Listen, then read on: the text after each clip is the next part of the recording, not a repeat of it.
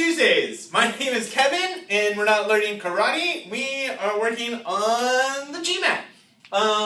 In this GMAT Tuesday video, we are going to cover a very important concept, participles. And this came from a request from a student. They wanted to know more about what a participle is and how we use it. I should say right from the beginning that we're going to focus on one aspect of participles and ignore another part. The other part is how they lend a hand in our verb tenses. If you're curious about that, please make a request below in the comments. I'd be happy to help, but it's just too much for one video.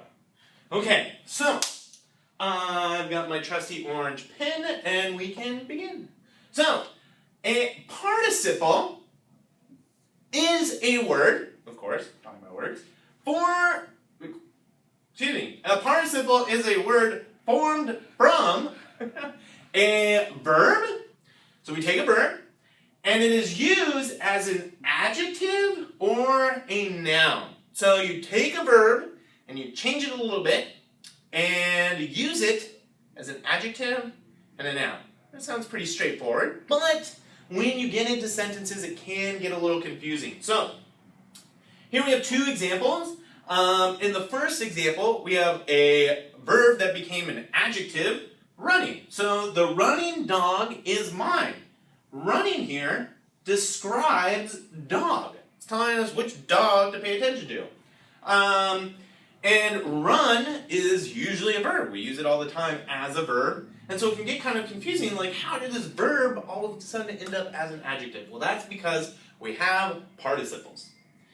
Next sentence, sleeping promotes health. Here we took the verb sleep, added ing to it, and made it the subject of the sentence. It's a noun. We're talking about the concept of sleep, not actually doing the action or the inaction of sleep. So participle refers to a single word. Then we have participle phrases. This is the concept that I think really causes trouble on the GMAT and something to pay attention to and understand. So in this example, the dog, seeing the squirrel, ran faster. Wants to get the squirrel. So here, all of that is a participle phrase, beginning with our participle, seen. Here we have crawling into bed. She fell asleep. So the beginning of the sentence here, we have this phrase, crawling into bed, she fell asleep. And the crawling into bed is our participle. So this leads us to our big idea. Participles and participle phrases are what? They are something very important. They are modifiers. They modify things. They tell us about something else. So, modifiers. Excellent.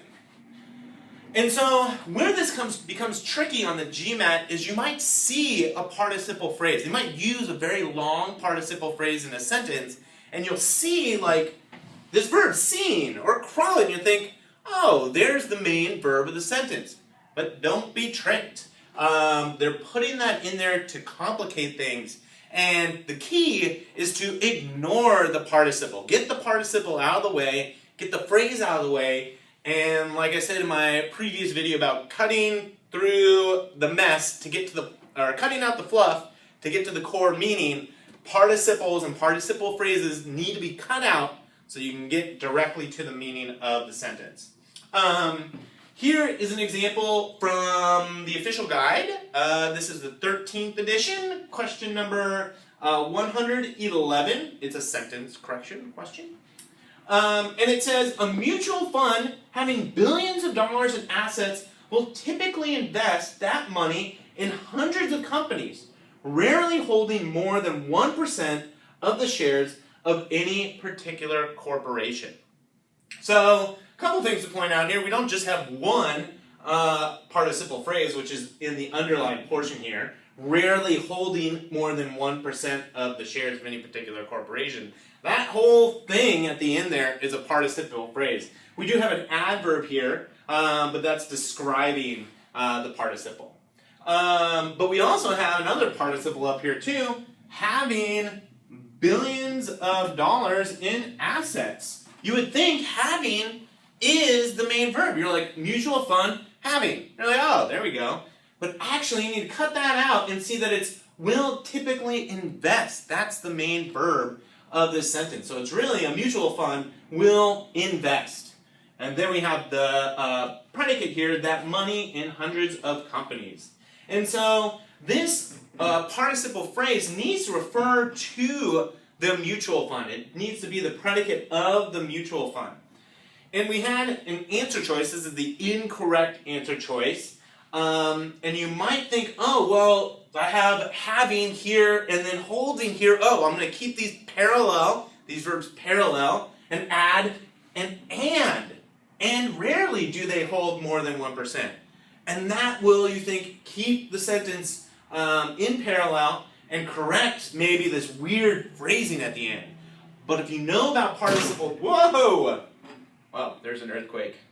If you know about participle phrases, you'll know that this is going to change the meaning. No longer, rarely do they hold more than 1%, does it refer to our mutual fund. It changes it and is no longer the predicate of mutual fund.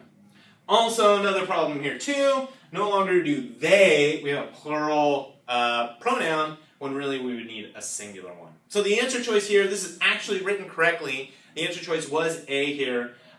So this is a good example of how to use a participle phrase as the predicate of your sentence.